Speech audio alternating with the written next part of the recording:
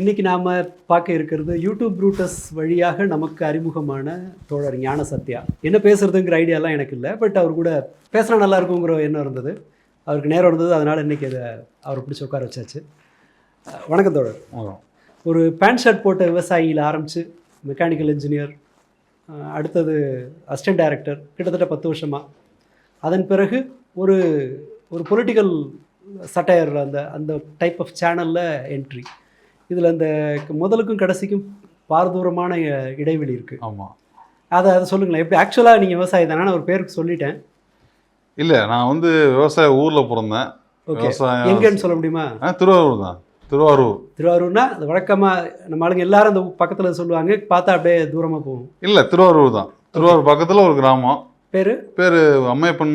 காவனூர் தான் கிராமம் ஆக்சுவலாக. அம்மையப்பன் பக்கத்தில். ஆமாம், காவனூர்னு ஒரு கிராமம். அம்மையப்பன்னா அது திருவாரூர் டு கொடாசல். திருவாரூர் டு தஞ்சாவூர் ரூட்டில் இருக்குது. இல்லை, திருவாரூர் டு தஞ்சாவூர்னா 2-3 ரூட் இருக்குது. கொடாசல் வழியாக வரலாம்.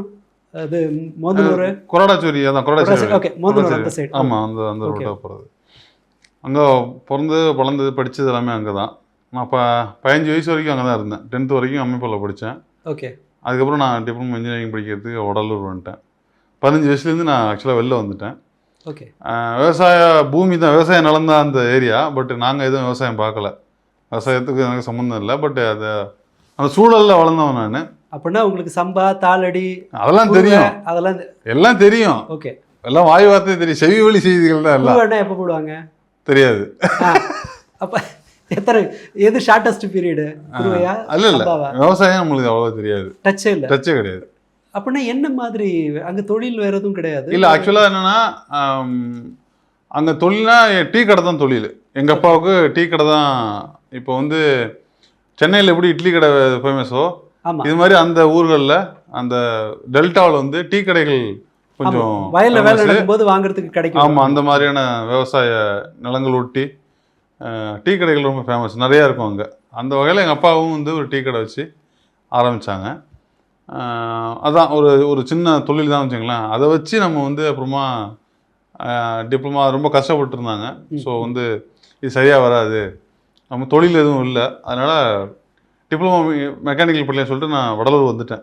டிப்ளமோ மெக்கானிக்கல் இன்ஜினியர் படிச்சுட்டு அதுக்கப்புறமா அங்கே வந்து நான் அப்படியே வெளில வந்துட்டேன். 15 வயசு வரைக்கும் தான் நான் ஊரில் இருந்தேன். ஓகே. அதுக்கப்புறமா வந்துட்டு அப்புறம் படிச்சுட்டு 3 வருஷம் படித்தேன் மெக்கானிக்கல் இன்ஜினியரிங். அப்புறம் 3 வருஷம் ஒர்க் பண்ணேன். மெக்கானிக்கல் ஃபீல்டில் இருந்தேன். சிஎன்சி மிஷின் சம்மந்தமாக ஒர்க் பண்ணேன். அப்புறம் ஒரு ஃபேப்ரிகேஷன் கம்பெனியில் ஒர்க் பண்ணேன். அப்படின்ட்டு ஒரு 3 வருஷம் ஒசூர், பாண்டிச்சேரி, சென்னை, இந்த 3 இண்டஸ்ட்ரியல் ஏரியாவில் ஒர்க் பண்ணேன். ஒரு கட்டத்தில் வந்து அந்த எனக்கு சின்ன வயசுலேருந்தே எங்கள் அப்பாவுக்கெல்லாம் ஒரு சினிமா இன்ஃபோ வந்து உண்டு. எங்கள் அப்பாவுக்கு வந்து சினிமா ஆர்வம் ஜாஸ்தி. அதனால் மியூசிக் ஆர்வம் ஜாஸ்தி எங்கள் அப்பாவுக்கு. இசை ஆர்வம் ஜாஸ்தி. இசையை ஒட்டின சினிமா தகவல்கள், சினிமா ஒட்டிய இசை, இப்படி சினிமாவும் இசையும் தகவலுமா ஒரு மாதிரியான சூழலில் தான் நான் வளர்ந்தேன். எங்கள் அப்பாவுக்கு அதுதான் இன்ட்ரெஸ்ட்டு. அந்த சூழல் எனக்கு வந்ததுனால இயல்பாக வந்து ஒரு சினிமா ஆர்வம், நிறைய சினிமா செய்திகள், அப்படி தான் எனக்கு ரொம்ப எங்கள் அப்பா கூட பேசி பழகி எனக்கு ப்ராக்டிஸு. அது என்ன ஆச்சுன்னா, நான் அப்பப்போ வெளிப்படுத்திக்கிட்டு இருப்பேன். தாளம் தட்டுறது, பாட்டு பாடுறது, டான்ஸ் ஆடுறது, ஏதாவது ஒன்று சும்மா ஒரு பேசிக்கிட்டு இருக்கிறது, ஏதாவது நானே ஏதாவது நினச்சி ஹியூமர் நினச்சி ஏதாவது பேசிக்குவேன். அதெல்லாம் பக்கத்தில் இருக்கும்போது கொஞ்சம் ஏதாவது ஏற்றி விடுவாங்க பசங்க. அப்படி பேசி பழகும்போது காலேஜ் படிக்கும்போது சும்மா பசங்க தூண்டி விட்டது அது. பட் எனக்குள்ளே வந்து ஒரு பர்சனல் ஒரு இது இருந்துச்சு, ஒரு தாட் இருந்துச்சு. ஸோ அதை வந்து நம்ம எக்ஸ்ப்ரெஸ் பண்ணணும் அப்படின்னு ஒரு எண்ணம் இருந்துச்சு. நமக்குள்ளே ஒரு தாட், கோவம் இருக்குது. அதை எக்ஸ்ப்ரெஸ் பண்ணுறதுக்கு ஒரு மீடியமாக நான் சூஸ் பண்ணலாம் போல இருக்கு. என் கதையை கேட்க இங்கே யாருமே தயார் இல்லை அப்படின்னு எனக்கு ஒரு எண்ணம். தஞ்சாவூரில் ஆமாம், இந்த சூழலில் என்னுடைய வாழ்க்கையை கேட்கறதுக்கு யாருமே இல்லை. அதனால் என் வாழ்க்கையை நான் சினிமாவில் சொல்லிக்கிறேன் அப்படின்னு ஒரு எண்ணம். அந்த எண்ணத்துலேருந்து தான் எனக்கு சினிமா எண்ணம் ஆரம்பிக்குது. அப்புறமா வர்றேன், சினிமா தேடி வரும்போது எனக்கு கிடைக்கல. அப்புறமா கொஞ்சம் நாள் காத்திருந்து வெயிட் பண்ணி அசிஸ்டன்ட் டைரக்டராக ஜாயின் பண்ணுறதுக்கே வந்து இங்கே ஒரு 2-3 இயர்ஸ் நான் வெயிட் பண்ண வேண்டியிருந்தது. அது வரைக்கும் என்ன செஞ்சீங்க? அது வரைக்கும் இல்லை, ஃபாலோ பண்ணுறது, தேடணும், சாப்பாடு, ஃபாலோ, ஃப்ரெண்ட்ஸு ஒட்டி தான் வந்தேன். ஃப்ரெண்ட்ஸு இருப்பாங்க, அவங்க ரூமில் இருந்துக்குவோம். நான் வந்து எப்படி வந்தேன் அப்படின்னா, சினிமாவுக்கு வரும்பொழுது நான் வித்தியாசமான சூழல்லேருந்து வந்தேன். கஷ்டப்பட போகிறோன்னு நினச்சே வந்தேன் நான். ம். அதனால் எந்த கஷ்டமும் என்னை ஒன்றும் செய்யலை, என்னை ஒன்றும் செஞ்சிட முடியாது. அதனால் எவ்வளோ எக்ஸ்ட்ரீம் நான் இன்ஃபர்மேஷன் வழியாக வந்தவன் இல்லையா, ம். அதனால் யார் யார் என்னென்ன கஷ்டப்பட்டுருக்கான்னு எனக்கு வந்து அத்துப்படி. அப்போ அப்படிலாம் கஷ்டப்பட்டோன்னா அவங்களாம் அப்படி ஆயிடலாம் அப்படின்னு நினச்சி வந்தவன் நான்.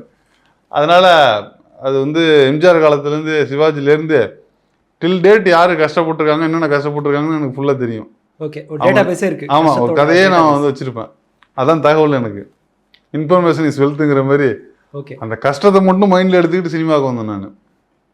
அதனால் வந்து கஷ்டப்பட்டுட்டா நம்ம சினிமாவில் நல்லா இருக்கலாங்கிற ஒரு தியரியை மட்டும் எடுத்துகிட்டு வந்தேன்.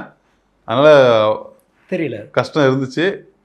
சாப்பாட்டுக்கு, போகிறதுக்கு, வரத்துக்கு எல்லாமே ரொம்ப கஷ்டமாக இருக்கும். சர்வைவ் வாழ்கிறதுக்கு ரொம்ப கஷ்டமாக இருக்கும். 3 வருஷம் என்ன பண்ணுறதுன்னு தெரியாது, நாட்களை ஓட்டணும்.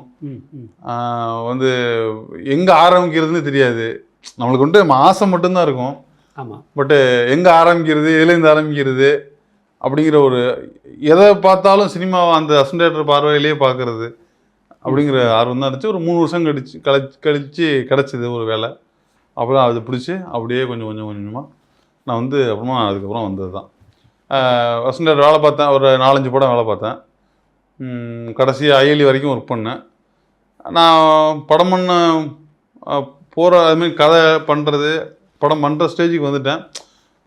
இருந்தாலும் என்கிட்ட அது என்னோடய குடும்ப சூழ்நிலை ஒத்துழைக்கல எனக்கு. இன்னமும் சர்வைவல்லையே இருக்க வேண்டிய சூழ்நிலை. அதனால் அதை விட்டுட்டு போக முடியாத சூழ்நிலையில் அதுக்கு தாண்டி நல்லா போக முடியல. அதுக்கப்புறமா நான் யூடியூப்புக்கு வந்தேன். யூடியூப்பில் வந்து இந்த அரசியலில் அல்லது இந்த சட்டையார் பண்ணுறதோ, பேசுகிறதோ, யோசிக்கிறதோ, அது வந்து அந்த சினிமாவோட அந்த ப்ராக்டிஸாக நம்மளுக்கு இதில் கொடுத்தது.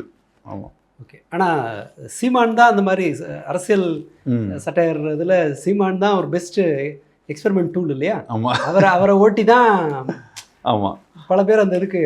ஆமாம், அது அப்படி இல்லை, அவருக்கும் அதே மாதிரியான ஒரு ப்ராக்டிஸ்லாம் வந்திருக்கிறாரு. இல்லை, நான் சொல்ல வர்றது என்னன்னா, அவர் அதுக்குன்னே அளவெடுத்து செஞ்ச மாதிரி இருக்கும். நீங்கள் ஈஸியாக அவரோட எது ஒன்றையும். ஆமாம், அது ஒன்றும் இல்லை. அது என்ன சொல்கிறது,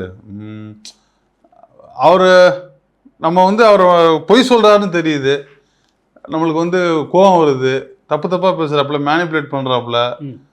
அது வந்து ஒரு கட்டத்துக்கு மேலே சரி நம்மளும் வந்து எல்லோரும் மாதிரியும் வந்து யாராவது சொல்லுவாங்கன்னு நம்மளுக்கும் வந்து கிராமத்துலேருந்து வந்ததுனால ஒரு கான்ஃபிடன்ஸ் இருக்காது, எதுவுமே நம்மளுக்கு தெரியாது, இது பண்ண முடியுமான்னு நம்மளுக்கு தோணும், எந்த முன்னெடுப்பு இனிஷியேஷன் நம்மளுக்கு தெரியாது எனக்கு பர்சனலாக. ஸோ அதை வந்து மைனர் பண்ணாப்புல அவன் முன்னாடி இப்போ ஸ்டார்ட் பண்ணிட்டான். இதெல்லாம் அப்பப்போ நான் வந்து போயிட்டுருப்பான். அவன் ஸ்டார்ட் பண்ண காலகட்டத்திலேயே ஓகே, அப்பப்போ வருவேன், ஒர்க் பண்ணிட்டு வருவேன், வேலை இல்லாட்டி வருவேன், அந்த மாதிரி வந்து ஃப்ரீலான்சிங் மாதிரி வந்து பண்ணிட்டு போவேன். அது கொஞ்சம் காலகட்டத்துக்கு அப்புறம் தான் அது நம்ம வந்து பர்மனெண்ட்டாக பண்ணது. அது வந்து எங்கன்னா அது ஓகே, நம்ம வந்து பேசிகிட்டே இருக்குமே, நம்மளுக்கு ஒன்றும் வாய்ப்பு இல்லை. ஆக்சுவலாக எல்லாரும் சினிமா எடுக்க ஷார்ட் ஃபிலிம் எடுக்க போவாங்கல்ல, அதுக்கு பதிலாக நாங்கள் வந்து யூடியூப்குள்ளே வந்தது தான் இந்த மாதிரியான ஒரு நான் வந்ததுக்கான காரணம். ஒரு ஓகே, நம்மள்ட்ட ஒரு கருத்து இருக்குது, நம்ம இவ்வளோ நாள் நம்ம வந்து சினிமாவை கற்றுக்கிட்டது வழியாக ஒரு அரசியலையும் கற்றுருக்குறோம்.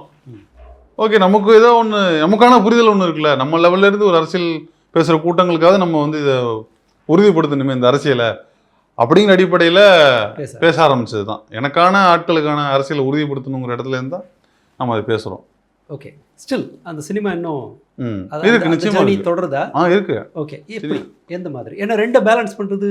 இல்லை, அதாவது என்னன்னா, இப்போ நம்ம இளையராஜா சொல்கிற மாதிரி எது ஒன்றையும் தெரிஞ்சிருச்சுன்னா நம்ம அதை ஈஸியாக கை விட்டுருவோம். அதை வந்து நம்ம வந்து லெஃப்ட் ஹேண்டில் செஞ்சிடலாம், சப்கான்ஷியஸ் செஞ்சிட முடியும்.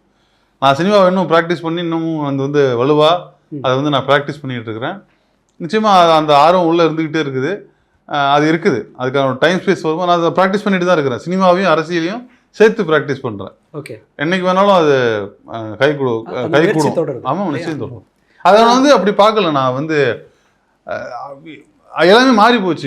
இன்னைக்கு வந்து முன்னாடி மாதிரிலாம் கிடையாது, பிஸ்னஸ்லாம் கிடையாது. இன்றைக்கி வந்து ஒரு லைஃப் ஸ்டைல், எல்லாமே ஒரு பிஸ்னஸுங்கிறதோ ஒரு ஒர்க்குங்க எல்லாமே ஒரு லைஃப் ஸ்டைல் ஆயிடுச்சு. சினிமா ஒரு காலத்தில் வந்து அது வந்து ஒரு மேஜிக் ஒர்க்கு, சினிமா வந்து ஒரு காலத்தில் வந்து என்ன சொல்லுவாங்க, ஒரு கனவு தொழிற்சாலை, அது இதெல்லாம் ஒரே பூதாகரமாக்குனாங்க. அரசியல்னால் அது பெரிய அதுன்னாங்க. எல்லாமே லைஃப் ஸ்டைலு. சினிமா ஒரு லைஃப் ஸ்டைலு, அரசியலும் ஒரு லைஃப் ஸ்டைலு. அந்த லைஃப் ஸ்டைலுக்குள்ளே நீங்கள் இருந்தீங்கன்னா நீங்கள் எப்போ வேணால் என்ன வேணால் பண்ணிட முடியுங்கிறது தான் விஷயம். ஓகே, ஆனால் கொஞ்சம் கஷ்டமான கேள்வி, மேபி அது எப்படி இது பண்ணுறதுன்னு எனக்கு தெரியல. இப்போது வந்து சினிமா ஆல்மோஸ்ட் வந்து அது அது ரொம்ப அதனுடைய எதிர்காலம் ரொம்ப டார்க், கடினமானதாக இருக்குது. ஏன்னா தேட்டர்கள், பல்வேறு தேட்டர்களை மூடிட்டு இருக்காங்க. போன வருஷம் நான் பார்த்ததில் கேரளா இண்டஸ்ட்ரியில், அதாவது ரொம்ப புதுசாக நாவல்ட்டி உயிரோடு இருக்கிற, கதைக்கு முக்கியத்துவம் இருக்கிற, புது முயற்சிகளுக்கு ஆதரவு தர்ற இடத்துல இருக்கிற கேரளா சினிமா இண்டஸ்ட்ரியிலேயே நியர்லி 90% மூவிஸ் வந்து லாஸ் மேக்கிங் மூவிஸாக தான் இருந்திருக்கு. தமிழ் இண்டஸ்ட்ரி நம்ம பார்வையில் அது இந்த ஹீரோயிசத்துக்கு பின்னாடி ஓடுனதில் தமிழ் இண்டஸ்ட்ரி கிட்டத்தட்ட அது ஒரு ஒரு என்ன சொல்கிறது, ஒரு எண்டை நோக்கி போயிட்டு இருக்க மாதிரி தெரியும். எண்டு இல்லை, அது வேற ஒரு இடத்துக்கு போகுது அப்படி சொல்லலாம். ஓகே, என்னன்னா ஒன்றும் இல்லை, நான் சொன்னேன்ல ஒரு காலத்தில் சினிமா அரசியல்லாங்கிறது இப்போ நான் இங்கே வந்து இப்போ சினிமாவை வந்து இப்படி பிரிச்சுக்கலாம். சினிமா வந்து 24 கிராஃப்டாக பிரிப்பாங்க. 24 கிராஃப்ட் இருந்தால் தான் ஒரு சினிமா பண்ண முடியுங்கிறது தான் எதார்த்தம். அதை நம்ம இப்படி வச்சுக்கலாம், ஒரு உலகம் படைக்கிறதுக்கு இல்லை ஒரு உலகம் இயங்குறதுக்கு 24 கிராஃப்ட்னு வச்சுப்போம். ஏன்னா சினிமாங்கிறதே ஒரு உலகத்தை படைக்கிறது தான். அப்படி பார்த்தோம்னா ஒரு 24 கிராஃப்ட் இங்கே இருக்குது இந்த உலகத்தில். இந்த உலகம் இயங்குவதற்கு 24 கிராஃப்ட், முக்கிய கிராஃப்ட். இந்த ஆயக்கலைகள் 64ன்னு வச்சுக்கிறோம்ல, அப்படி வச்சுக்கலாம். ஆயக்கலைகள் 64, 24 கிராஃப்ட் ஏதோ ஒன்று வச்சுப்போம். இந்த 24 கிராஃப்டில் ஒரு சில கிராஃப்ட் மட்டும் ஒரு காலத்தில் ரொம்ப பூதாகரமாக பேசப்பட்டது. மீடியா, அரசியல், ஏதோ ஒன்று, இன்னும் ஏதாவது தொழில் வச்சுக்க, ஹோட்டலோ ஏதோ ஒன்று, இதெல்லாம் தான் பெரிய தொழில், இதெல்லாம் தான் பூதாகரமானது. இதில் வந்துட்டு இதை அச்சீவ் பண்ணிட்டாங்கன்னா அவங்க பெரிய ஆட்கள் அப்படின்னு நம்ப வைக்கப்பட்டது.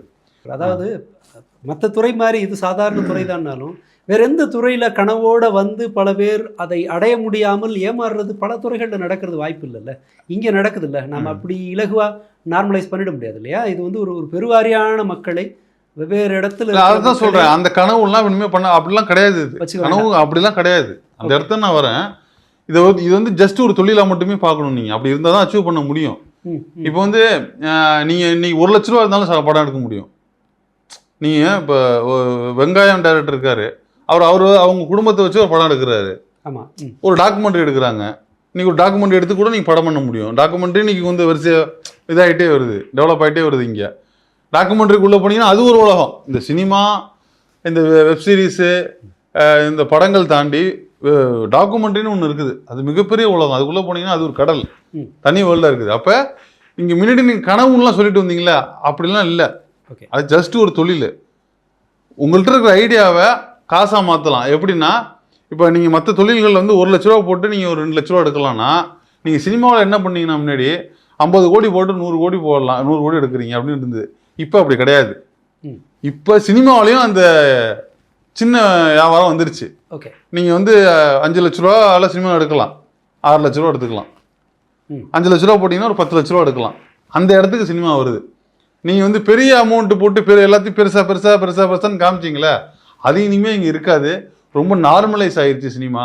நீங்கள் உங்கள் எண்ணங்கள் விதைக்கப்பட்டதில்ல, அப்படியான எண்ணங்கள் தான் விதைக்கப்பட்டது. மற்றபடி ஒரு கொத்தனார் வேலையோ, ஒரு சித்தாள வேலையோ, ஒரு சமையல் வேலையோ, ஒரு டீ கடையோ, ஒரு ஹோட்டலோ, இதில் என்னென்ன உங்களுக்கு என்ன வேலையோ அதே மாதிரி சினிமாவும் ஒரு தொழில். அதை வந்து நீங்கள் மைண்டில் வச்சுக்கிட்டிங்கன்னா நல்லது. இல்லை திரும்பவும் அது கனவு தொழில்னு நீங்கள் எடுத்துகிட்டு வந்தீங்கன்னா அது வந்து என்னன்னா நம்மளை வந்து ஒரு என்ன சொல்கிறது, தேவையில்லாத ஒரு அழுத்தத்துக்கு கொண்டு போய் விடுறதுக்கான வழி தான் அது. ஓகே, இவ்வளோ நாள் எல்லாரும் வீணாக போனதுக்கு காரணமே அந்த இடம் தான். அதை வந்து நீங்கள் ஒரு தொழிலாக பார்த்தீங்கன்னா போதுமானது. அந்த தொழில் செய்கிறதுக்கு சில திறமைகள் தேவைப்படுது. அதை வந்து நீங்கள் கற்றுக்கணும்.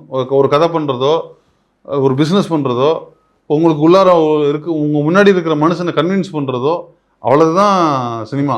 அதை தாண்டி நீங்கள் வந்து பிஸ்னஸ்ங்கிறது அதெல்லாம் வேறு. அதெல்லாம் வந்து ஓடிடி வந்துருச்சு, ஸ்க்ரீன் இருக்குது. ஸ்க்ரீன் தான் அழியுது ஆக்சுவலாக. ஓடிடி அப்படியே இருக்குது. ஓடிடியோட பிஸ்னஸ் மாதிரி இருக்குது. இப்போ ஆட்டோ இருக்குது. ஆட்டோவில் வந்து ஸ்டாண்டில் போட்டு ஓட்டினவங்களுக்கு ரேப்பிடோ வந்து ஒரு காம்படிஷன் கொடுக்குது. மக்கள் இந்த ஸ்டாண்டு போட்ட ஆட்டோவை விட்டுட்டு ரேப்பிடோவுக்கு ஒரு இதுவாக போகிறாங்க. ஏன் அப்படின்னா அவங்களுக்கு ஒரு ஏக்கம் இருக்குது, ஒரு இயலாமை, ஒரு கோபம் இருக்குது, அப்படிங்க மாறுறாங்க. அதே தான் ஒரு தேட்டர் மேலே இருக்கிற கோபங்கள் அந்த சினிமா மேலே இருக்கிற அந்த ஒரு என்ன சொல்கிறது, இப்போ ஓடிடியில் பார்த்து எழுதுறாங்க. செலக்டிவாக நீங்கள் பார்க்க முடியும். நீங்கள் கண்டதையும் போய் பார்க்க தேவையில்லை தேட்டரில். ஆனால் அதில் வந்து கொடுமைகள் இருக்குது, பிரச்சனைகள் இருக்குது ஓடிடியில். ஆனால் யாரும் போய் ஏமாற தேவையில்லை. நீங்கள் போய் ஒரு படத்தை பார்த்து ஒரு 10 நீங்கள் டாப் 10 போட்டிங்கன்னா அந்த சினாப்சிஸ் வந்துடும், கதை வந்துடும், எல்லாமே வந்துடும். இந்த படத்தை பார்க்கும்போது டைம் வேஸ்ட் ஆகாதுன்னு நினச்சி நீங்கள் ஒரு படத்தை சூஸ் பண்ணி பார்க்கலாம். ஸோ சினிமா வந்து ஒரு நார்மலைஸ் ஆக்கப்பட்டிருக்கு அப்படின்னு தான் நான் பார்க்குறேன். ஓகே, அந்த அந்த அந்த பழைய அலங்காரங்கள்லாம் இல்லாமல் இல்லை, ரொம்ப ரொம்ப நார்மலாக இருக்கணும். ரைட். எனக்கு அவ்வளோவா இதாகல, ஏன்னா இந்த துறை எனக்கு புதுசுன்றதுனால ஈவன் படம் பார்க்குறதுல கூட எனக்கு ரொம்ப ரொம்ப குறைவான படங்கள் தான். இல்லை, அப்படி இல்லை தோழர். நான் என்ன சொல்கிறேன், எல்லா துறையுமே ஒரே மாதிரியாக பார்க்கணும். நம்ம வந்து ஆக்சுவலாக நம்ம எனக்கு தெரிஞ்சு இந்த தமிழ் சமூகத்தில் எல்லாத்தையும் சமமாக பார்க்கணும் சொல்லிட்டு இங்கே சில விஷயங்களை மட்டும் நம்ம அப்படி சமமாக பார்க்கல. இப்போ மீடியாக்கள் வந்து என்ன கவரேஜ் பண்ணுதோ அது மட்டும்தான் பெரிய தொழிலாக காட்டப்படுது, இல்லை வந்து பார்க்கப்படுது. மீடியாவில் வந்தால் அது பெரிய விஷயம், இல்லைன்னா அது சின்ன விஷயம் அப்படின்னு சொல்கிறாங்க. அப்படிலாம் இல்லையே. எவ்வளோ கூரைக்கடைகள், ஹோட்டல்கள் நீங்கள் ஃபேமஸாக இருக்குது. உங்கள் கேமரா போகாதனால அது ஒன்றும் இப்போ சின்ன கடை கிடையாது, அந்த ஏரியாவுக்காக தான் பெரிய கடை. வாய் வழியாக போய் எவ்வளவோ பெரிய மனுஷங்க சாப்பிட தான் போகிறாங்க. அதனால் மீடியா எது ப்ரொஜெக்ட் பண்ணுதோ அது பெரிய விஷயம் கிடையாது. அந்த ஐடியாலஜி இப்போ உடஞ்சிக்கிட்டு வருது. ஓகே, நீ வந்து கேமராவில் வந்துட்டாலே நீ பெரிய ஆள், கேமராவை மேலே பட்டுட்டாலே நீ வந்து அவன் சொல்கிறதெல்லாம் உண்மை அப்படிலாம் கிடையாது. இன்றைக்கி என்ன சேலஞ்ச் வந்திருக்குன்னா, நீ கேமராவில் காட்டுறதுனால நீ பெரிய ஆளாக கிடையாது, நானும் பெரிய ஆள், அதை விட சேலஞ்ச் என்கிட்ட இருக்குது அப்படிங்கிற இடத்துக்கு ஒவ்வொரு தனி மனுஷன் நவர்றான். ஓகே, அந்த இடத்துக்கு வந்துருச்சு. யார் ஒருத்தரும் செலிபிரிட்டி ஆகிறதுக்கான எல்லா வாய்ப்பும் இருக்கு. எல்லாருமே செலிபிரிட்டி. நீங்க வந்து அவன் கதையை கேட்குறீங்க, அவன்கிட்ட கொண்டு நீட்டுறீங்க, அவன் சொல்றான் அவன் செலிபிரிட்டி. என்கிட்டயும் ஒரு கதை இருக்குது, நானும் ஒரு ஆள் தான் அப்படிங்கிற கான்ஃபிடன்ஸ் எல்லாருக்கும் வர ஆரம்பிச்சிருக்கு. இப்போ ரைட், அந்த இதுல இருந்து நம்ம பழைய அந்த டெல்டா இருக்கு, ஏன்னா காவேரி பிரச்சனை தீவிரமாக விவாதிக்கப்பட்டு கொண்டிருக்கு. ஆல்மோஸ்ட் முடிஞ்சது. இந்த குருவை சாகுபடி கிடையாது தஞ்சாவூரில். ஏன்னா நீங்கள் காவேரி பாசனத்தை நம்பினீங்கன்னா குருவை கிடையாதுன்னு ஆயிடுச்சு. ஃபர்தராகவும் கூட அது இன்னும் இதே மாதிரி தான் ப்ரொலாங் ஆக போகுது. நீங்கள் 15 வயசு ஊரில் இருந்த போது பார்த்த உங்கள் ஊர் அமைப்பன், அந்த ஏரியா அதான் ரொம்ப இருக்கிறதுல வளமான பிரதேசம். அது கடை இதுக்கும் நாகப்பட்டினம்னா இந்த பக்கம் தஞ்சாவூர் இருக்குது. அப்படி நான் பார்த்து சின்ன வயசில் எனக்கும் அந்த ஏரியா தான்றதுனால ரொம்ப வளமான ஒரு பிரதேசம். இப்போ அந்த வாழ்நிலையில் அந்த மக்கள்கிட்ட இருக்கிற அந்த டிரான்ஸ்ஃபர்மேஷன் இருக்குல்ல, அது உங்களுக்கு பார்வைக்கு எப்படி தெரியுது? இல்லை அப்படியே தான் இருக்கா, நார்மலாகவே அதே மாதிரி இருக்கா? அல்லது விவசாயத்தை நம்பி இருக்கிறவங்களோட நிலைமை முன்புக்கும் இப்போக்கும் அந்த நீங்கள் 15-16 வயசுக்கும் இப்போக்கும் ஒப்பிடும்போது எப்படி இருக்குது? டெல்டா மக்களோட நிலைமை எப்படி இருக்குது? அதாவது நான் வந்து டச் பண்ணி வந்தவன் தான். நான் 15 வயசுல சின்ன வயசுலேயே கொஞ்சம் வெளில வந்துட்டதுனால அந்த ஊரோட அதுக்கப்புறமா இருந்த வளர்ச்சியோ வந்து அதனால் சரியாக கணிக்க முடியல. நான் வந்துட்டு போனேன். இப்போ ஃபாரினில் இருக்கிறவங்க கூட வருஷத்துக்கு 2 வாட்டி வந்துட்டு போவாங்க. நான் மெட்ராஸில் இருந்துக்கிட்டே அதை மாதிரி தான் போயிட்டு வருவேன். வருஷத்துக்கு 2 வாட்டி, 2 வருஷத்துக்கு 1 வருஷத்துக்கு 1 வாட்டிலாம் போயிருக்கேன். அந்த மாதிரிலாம் இருந்துக்கிறேன். அதனால் நான் இப்போ ஓவராலாக இத்தனை வருஷத்தில் கடந்து வந்ததுலேருந்து சில விஷயம் எனக்கு என்னால் கிரகிக்க முடியுது. என்னென்னா, முன்னாடி இருந்ததை விட கொஞ்சம் ரொம்ப இறுக்கம் குறைஞ்சிருக்குது. ரொம்ப பொலிவு குறைஞ்சிருச்சு, அது மட்டும் தெரியுது. ரொம்ப ஒரு ட்ரை ஆயிடுச்சு நிறைய இடங்கள், நிறைய மரங்கள். ஆக்சுவலாக ஒரு டைம் நான் ஊருக்கு போயிட்டு போகிறேன், பார்த்தா திருவாரூர்லேருந்து அமைப்பும் போகிற ரோட்டில் உள்ள மரத்தையெல்லாம் வெட்டிட்டாங்க. அந்த ரோடு அது பயங்கரமாக இருக்கும், ஆத்தோரமாக இருக்கிற ரோடு. அது பயங்கரமாக இருக்கும். அந்த புங்க மரம், ஒதிய மரம்லாம் பெருசாக இருக்கும். அது இல்லைன்னா ஒரு மாதிரி என்ன இது நம்ம சொல்கிற மாதிரி வெட்ட வெளியா நம்ம வடிவல் சொல்கிற மாதிரி பங்குனி மாதத்தில் பல்லு இழிச்சிட்டு இருக்கிற மாதிரி இருக்குது. ரோடே பல்லு இழிக்கிற மாதிரி, பல்லே இல்லாத பல்லு மாதிரி, பாய் மாதிரி இருக்குது. அது ரொம்ப நாஸ்தி தான் பண்ணிருக்காங்க. ஆமா, மன்னார்குடி தஞ்சாவூர் ரூட்டை பார்த்தீங்கன்னா புகைக்குள்ள போற மாதிரி இருக்கும். அல்ல, அது வெளியிலலாம் பண்ணாங்க, அப்போதான் எனக்கு தெரியல, நான் அதை பெருசாக எடுத்துக்கல. நம்ம உள்ளூரில் வெட்டும்பொழுது நம்மளுக்கு ஒரு பகீர்னு ஆயிடுச்சு. என்னடா இது, ஏதோ ஒரு ரொம்ப வித்தியாசமான ஒரு உணர்வு வந்துச்சு அந்த மரங்கள் இல்லாதப்ப. அந்த மாதிரி தான் மொத்த ஊரும் அந்த மாதிரி ஆயிடுச்சு. ஆமாம், தண்ணி இல்லை, விவசாயங்கள் சுத்தமாக விவசாயம் போயிடுச்சு. நான் 15 வயசு அந்த 10 வயசுலாம் இருக்கும் பொழுது எங்கள் டீ கடை தானே, எல்லா பேச்சுவார்த்தைகளும் எங்கள் கடையில் தான் நடக்கும். நான் அந்த எல்லா பேச்சுவார்த்தைகளும் நான் கேட்டிருக்கிறேன். அரசியல், விவசாயங்கள், விவசாய வேலைகள் என்னென்ன எங்கெங்கே போயிருக்குன்னு டீ கடையெல்லாம் பேசிக்குவாங்க. டிராக்டர் எங்கே விட்டுக்கணும், ஏது விட்டுக்கணும், தண்ணி எப்போ மாற்றிக்கணும்னு எங்கள் டீ கடையில் பேசுவாங்க. உனக்கு எப்போ மாற்றிக்கணும், எனக்கு எப்போ மாற்றிக்கணும். இதெல்லாம் காலைல 5 மணிக்கு நடக்கும். காலைல 5-5:30 மணிக்கு உட்காந்து விவசாயிகள் பேசிக்குவாங்க, வேலை செய்கிறவங்க. இன்றைக்கி நான் மாற்றிக்கிறேன், நாளைக்கு நீ மாற்றிக்கணும், வேலை ஆட்கள் பிரிச்சுக்கிறது, வேலையாட்கள் எப்படி வேலைக்கு போகிறது, எத்தனை மணி யார் எங்கே போகிறதுங்கெல்லாமும் அங்கே பேச்சுவார்த்தை நடக்கும். இதெல்லாம் இல்லாத காலத்தில் அரசியல் பேச்சுவார்த்தை நடக்கும் பகலில். ஸோ இந்த மாதிரியெல்லாம் நான் நிறைய பேச்செல்லாம் கேட்டிருக்கேன். இதெல்லாம் இப்போல்லாம் அதெல்லாம் எதுவுமே இல்லை. காலையில் 5 மணிக்கு முழிக்கிற வழக்கமே கிடையாது.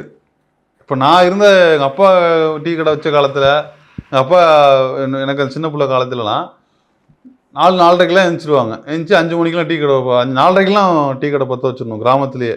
அது டவுன்லேயும் அப்படி தான். ஒரு 4:30 மணி 5 மணிக்கெலாம் டீ கடை பற்ற வச்சுருவாங்க. வந்துடுவாங்க எல்லோரும் ஆட்கள். 6 மணி ஆயிடுச்சுனாவே என்ன இப்போ இன்னமும் தூங்கிட்டு இருக்குன்னெலாம் கேட்பாங்க கிராமத்தில் உள்ள ஆட்கள். 6 மணிங்கிறதே அவங்களுக்கு வந்து சூரியன் வந்துருச்சு இன்னும் படுத்து கிடக்குறேன்னு. ஸோ அந்த கல்ச்சரே மாறி போச்சு. இப்போ அந்த 5 மணிக்கு டீ கடைக்கு போகிறதோ, 5 மணிக்கு டீ குடிக்கிறதோ, 5 மணிக்கு உட்காந்து எல்லாரும் பேசுகிறதோ அதுவே இல்லை. டோட்டலாக கல்ச்சர் மாறிடுச்சு. இப்போ விவசாயம் அங்கே சுத்தமாக இல்லை. ரொம்ப ரொம்ப சில ஆட்கள் வந்து கௌரவத்துக்காக விவசாயம் பண்ணிட்டு இருக்கிறாங்க. சில பேர் அவங்களுக்கும் தண்ணி பிரச்சனை, ஆட்கள் பிரச்சனை அதெல்லாம் வந்துருச்சு. இப்போ இந்த விவசாய தொழில் இல்லாதனால எல்லாம் வேற தொழிலுக்கு போக ஆரம்பிச்சிட்டாங்க. வெளிநாடுகள் படிச்சுட்டு வெளிநாடு போனவங்க, வெளியூர் போனவங்க நிறைய பேர் கொத்தனார் வேலைக்கு போயிட்டாங்க.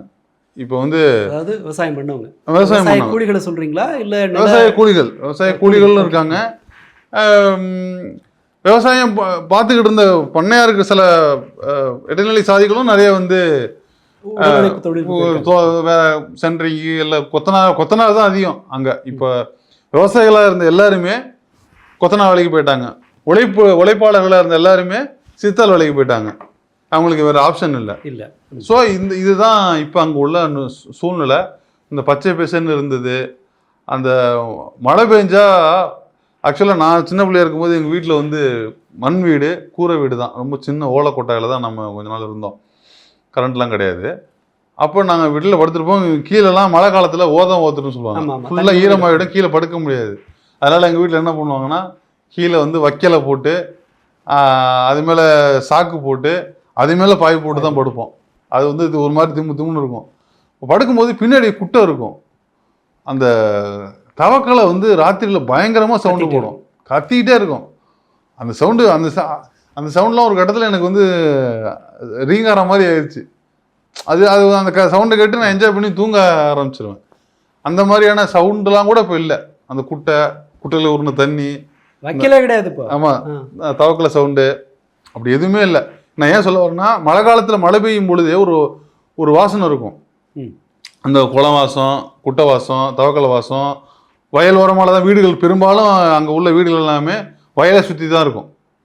அந்த வீடு இப்போ கவுனருங்கிறதே வயலை சுற்றி தான் இருக்கும். அந்த வயலோட அந்த தண்ணி மழை பெய்யும்போது வயலில் நனைஞ்சு வர தண்ணியோட ஸ்மெல்லு இதெல்லாம் இருக்கும்.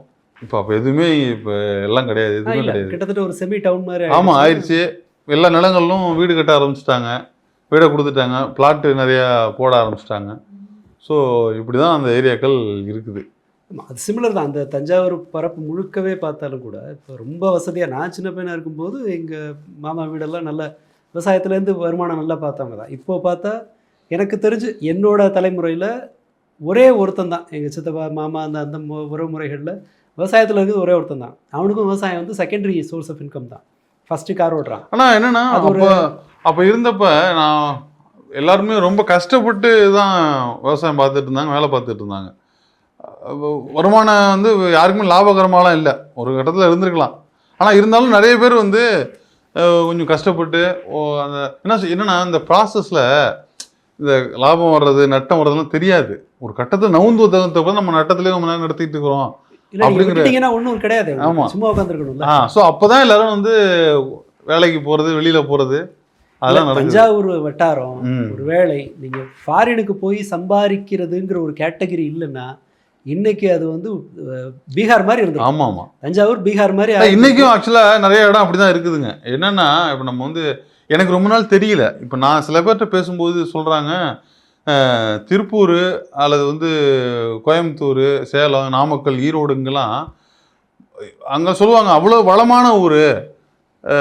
வந்து என்ன சொல்கிறது, இப்போ சென்னை டவுன், சென்னை மெட்ரோபாலிட்டனுக்கு என்ன வசதி இருக்கோ அத்தனை வசதிகளும் அந்த ஏரியாக்களில் உண்டு அப்படிங்கிறாங்க. என்னென்னு பார்த்தா அங்கே எல்லாருமே வசதியாக இருப்பாங்க, எல்லாருமே பணக்காரங்க இருக்கிறாங்க அப்படிலாம் நான் கேள்விப்பட்டதில்லை. நான் என்ன நினச்சிட்டேன், ஜனங்கன்னாவே கஷ்டப்பட்டுட்டு தான் இருக்குங்கன்னு நினச்சிலாம் நான் இருந்திருக்கிறேன். ஏன்னா நான் வளர்ந்த சூழல் அப்படி. எல்லாருமே விவசாய பூமியாங்கிறதுனால சரி வேலைன்னா என்ன பண்ணுறது, கொத்தனார் வேலைக்கு போகிறதா வேலை போயிருக்கு, அதை தாண்டி வேலை இல்லைன்னு நான் சில காலம் நினச்சிருக்கிறேன்.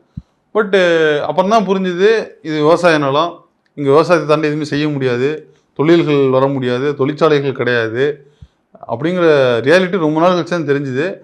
உண்மையிலேயே அந்த டெல்டாங்கிறது ரொம்ப வந்து ஒரு இன்னும் அங்கே வந்து பெருசான டெவலப்மெண்ட் இல்லை. அது வர வாய்ப்பும் இல்லை. அது ரொம்ப கஷ்டமான ஒரு இடம் தான். இல்லை, அடுத்து வேற சில சேலஞ்சஸ் இருக்கு. அதாவது மன்னார்குடி வட்டாரத்தில் பழுப்பு நிலக்கரி ரிசர்வ் இருக்கு. நீங்கள் நெய்வேலியில் தீர்ந்த பிறகு இங்கே வருவாங்க, அடுத்து இங்கே வரும். அதுக்கு தான் ரயில்வே ட்ராக் எல்லாம் போட்டுட்ருக்காங்க.